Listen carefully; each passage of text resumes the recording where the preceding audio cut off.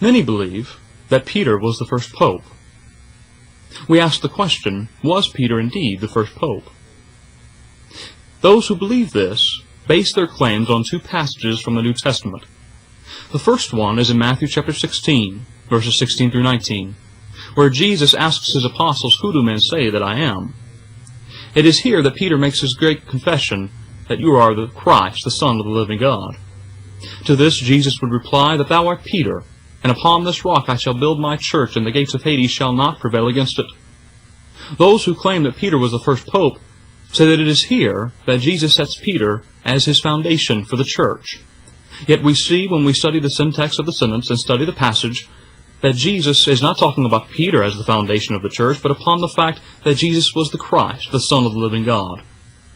Another passage that people will go to is in John chapter 21, verses 16 and 17. Here we see Jesus coming to Peter 3 times.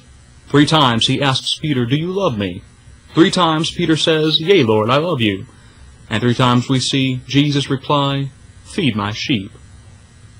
Those who claim that Peter was the first pope will say that it is here that Jesus sets Peter as his vicar, his representative on earth, his guardian of the church, and his elder of the flock. Yet we see when we study the passage that Jesus is saying, "If you love me, feed my sheep with the words that I have given you. Tend them and keep them," which was the mission of all the apostles. We can read that in Matthew chapter 28, verses 18 through 20. We can read in 1 Peter chapter 5 and in verse 1, where Peter refers to himself as sum presbyteros, a co-elder, not the elder, and not the vicar.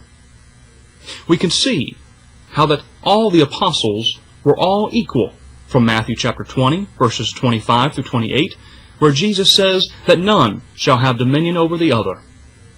I hope this helps to answer the question of was Peter the first pope.